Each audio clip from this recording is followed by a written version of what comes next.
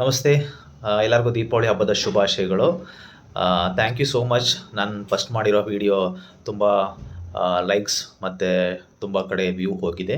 So ತುಂಬ happy ಆಯಿತು. So ಕೆಲವರು ತುಂಬ ಜನ ಕಮೆಂಟ್ ಮಾಡಿದ್ದಾರೆ ಮಾಡಿರೋ ವೀಡಿಯೋಗಳನ್ನ ಕರೆಕ್ಷನ್ ಮಾಡ್ಕೊಳ್ಳೋಕ್ಕೆ. ಖಂಡಿತವಾಗ್ಲೂ ಮಾಡ್ತೀನಿ. ನನ್ನ ವಾಯ್ಸ್ ತುಂಬ ಹೆಚ್ಚು ಬರ್ತದೆ ಅಂತ ಹೇಳ್ತಿದ್ದಾರೆ.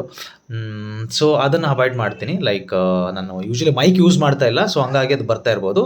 ಮೈಕ್ ಯೂಸ್ ಮಾಡಿದ್ರೆ ಮೈಕ್ ಬರಲ್ಲ.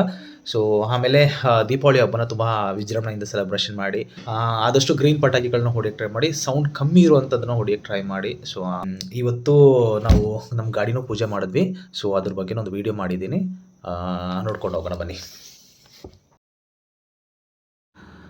11:45 12:30 ತನಕ ಒಳ್ಳೆ ಮುಹೂರ್ತ ಪೂಜೆ ಮಾಡೋಕ್ಕಿದೆ ಅಂತ ಹೇಳಿದರು. So based on that plan ಮಾಡ್ಕೊಂಡ್ವಿ. ಫಾರ್ಚುನೇಟಾಗಿ ನಾನು ನನ್ನ ಕೀನ ಎಲ್ಲೋ ಕಳ್ಕೊಂಡ್ವಿ.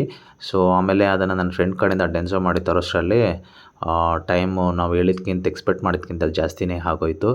ಇಲ್ಲಿ ನೋಡ್ಬೋದು ನೀವು ವೀಡಿಯೋದಲ್ಲಿ, ನನ್ನ ಮಗ ಗಾಡಿ ಕೆಳಗಡೆ ಅವ್ನು ಲೆಮನ್ ಇಟ್ಕೋಬೇಕು ಅಂತಿತ್ತು. ಅದು ಬ್ಲಾಸ್ಟ್ ಆಗುತ್ತೆ ಇಲ್ವೋ ಅದು ಗೊತ್ತಿಲ್ಲ, ಬಟ್ ಸ್ಟಿಲ್ ಅವ್ನು ಟ್ರೈ ಮಾಡ್ದ. ಇಟ್ ವಾಸ್ ವೆರಿ ಫನ್ ಆಗಿತ್ತು.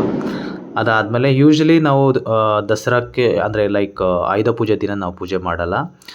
ನಾವು ದಸರಾ ದೀಪಾವಳಿ ಟೈಮಲ್ಲಿ ನಾವು ಗಾಡಿಗಳನ್ನ ಪೂಜೆ ಮಾಡ್ತೀವಿ. ಸೊ ಪೂಜೆ ಎಲ್ಲ ಮುಗಿಸಿ ಗಾಡಿನ 1 by 1 ಮೂವ್ ಮಾಡ್ಕೊಂಡ್ವಿ. ಅನ್ಫಾರ್ಚುನೇಟ್ಲಿ ನಾವು US ಕಂಪನಿಗೆ ವರ್ಕ್ ಮಾಡೋದ್ರಿಂದ ನನಗೆ ನೈಟ್ ಶಿಫ್ಟ್ ಮತ್ತೆ ಇದೆ.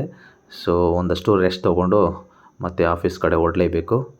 ಸೊ ಹ್ಯಾಪಿ ದೀಪಾವಳಿ ಎಲ್ಲರಿಗೂ. ತುಂಬ ಸೇಫಾಗಿ ದೀಪಾವಳಿನ ಸೆಲೆಬ್ರೇಷನ್ ಮಾಡಿ. Thank you. So Deepavali, happy Deepavali.